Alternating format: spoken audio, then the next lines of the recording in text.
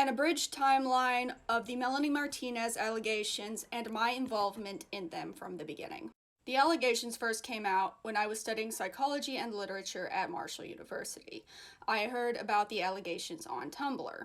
I only recognized Melanie because I had watched her on The Voice, and I was very disturbed, and I thought, wow, this is horrible, and then moved on with my day. I graduated with no job prospects, got a job at Spirit Halloween, pissed them off, got fired, contacted HR, made them give me my job back, got my employee discount on a flask I wanted to buy, and then walked out. To say I had no life would be the biggest understatement. So naturally, when I was listening to, of all things, a Nightcore stream while playing Yu-Gi-Oh! Against an artificial intelligence, I hate that I'm admitting this. It was a remix of Halsey's Control and I believe Pity Party. And I started thinking, man, how does Melanie still have fans? And how is the chat not all up against these allegations? That's all people were talking about on Tumblr when I was on Tumblr. So what's going on? And I looked into it.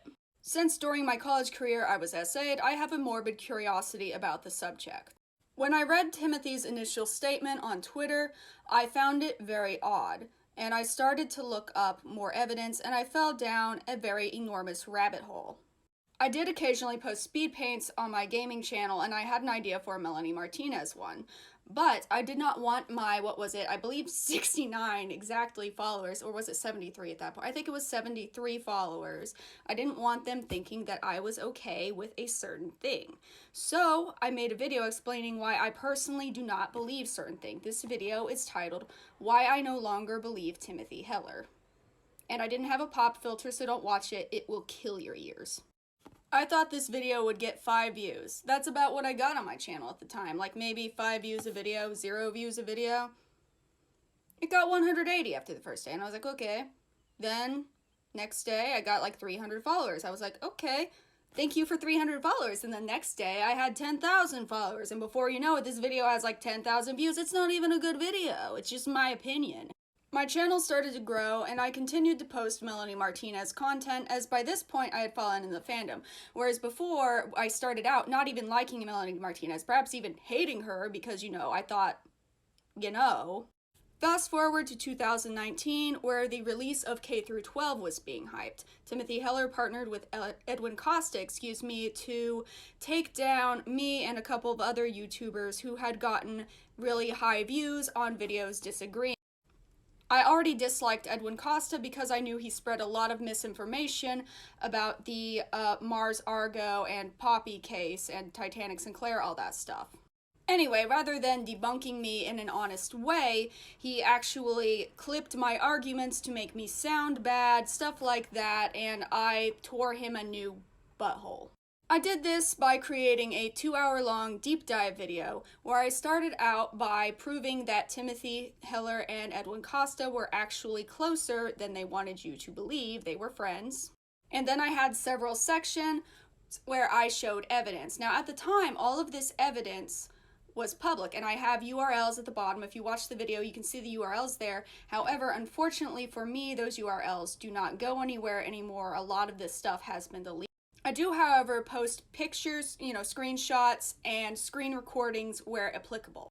That's not to say I 100% stand by the video. There are some arguments I wish I could take back. Some things I said I wish I hadn't. Some things I wish I had worded better. And, of course, I wish I had been more polite in the video. I felt like everything I said back then would have come across a lot better, a lot more intelligently, a lot more maturely if I had been nice. Anyway, after I posted my video, Edwin Costa got a lot of backlash and decided not to go forward with posting his Timothy Heller interviews. My channel continued to grow until an incident where I tried to move to Denver to have a new start, moved in with someone who I thought was a friend but turned out to be a crazed fan, and now I am traumatized, and after that my channel kind of died. At some point, either before or after Denver, I don't know, this is where timelines get hazy for me because I do have PTSD, I was diagnosed with that.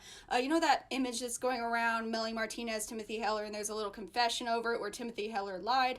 I made a video about that screenshot. I reconstructed it when somebody sent it to me, and I posted a video asking if this was real or a hoax. Or well, should I say that was the meat of the video.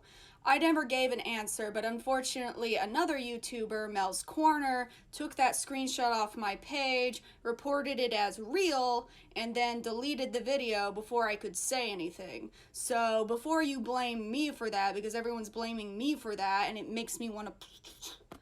That wasn't me, that was Mel's Corner. If you recall, the only reason I played devil's advocate for that screenshot was because they did have an HD image where I could only find, through reverse image search, grainy images of that. However, I have since come to the conclusion that they could have accessed what seemed to be a higher resolution image by using artificial intelligence to scale it up. This was technology that existed at the time. It just wasn't as popular. 4 years after my 2-hour deep dive, Melanie Martinez released Portals, and that's when Brad Tasted Music comes into play.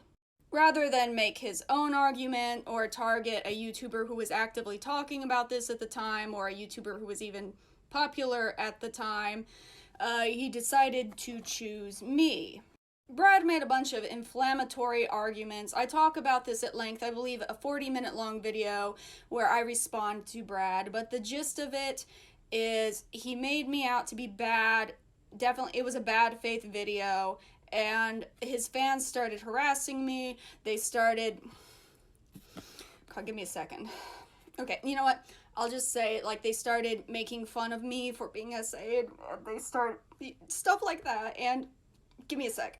So basically, my comment section was not, oh, hey, I have a question about this piece of evidence you submitted.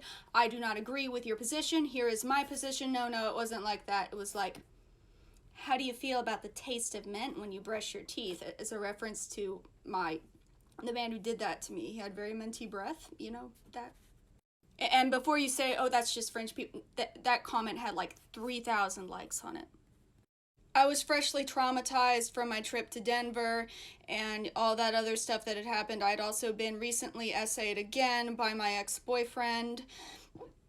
Excuse me, hiccup. I'm drinking a beer. I just need it. I'm sorry.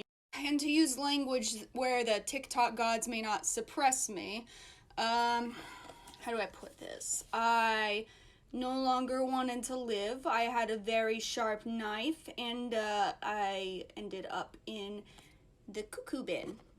Brad's fans are still harassing me to this day. And now, of course, Timothy is back, and the fandom is in utter chaos and is begging for me to make another video on the subject. And you know, it makes sense why.